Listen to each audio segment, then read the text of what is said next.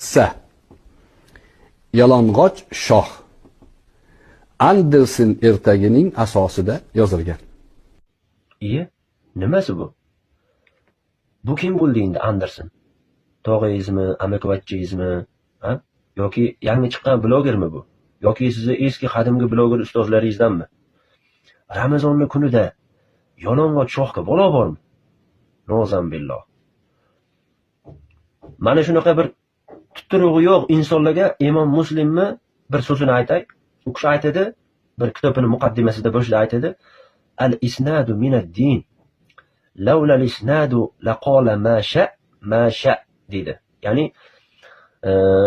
isnod bu dindandir. Gapirayotgan gapingizni asli kelib chiqishligi qaydan? Agar isnod bo'lmaganda edi, kim nimani xohlasa gapirardi. Ya'ni dindan deb nimani xohlasa gapiraveradi. Mana bugungi kunda ham mana bunaqa blogerlar tiqilib yotibdi-da. Og'ziga kelgan narsani bo'g'ziga yutmasdan dindan deb gapiryapti.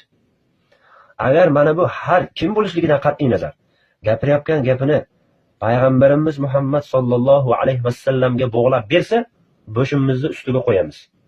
Agar bog'lab bera olmasa, uni dinda hech qanaqa o'rni yo'q. Buni dindan deb gapirilmaydi.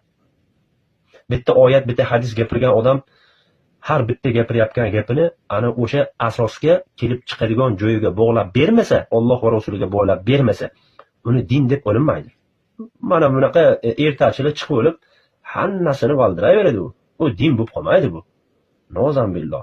Shuning uchun diningizni kimdan olayotganingizga qarang. Albatta ertaga Alloh subhanahu va taolo bizdan ikki narsa haqida so'raydi.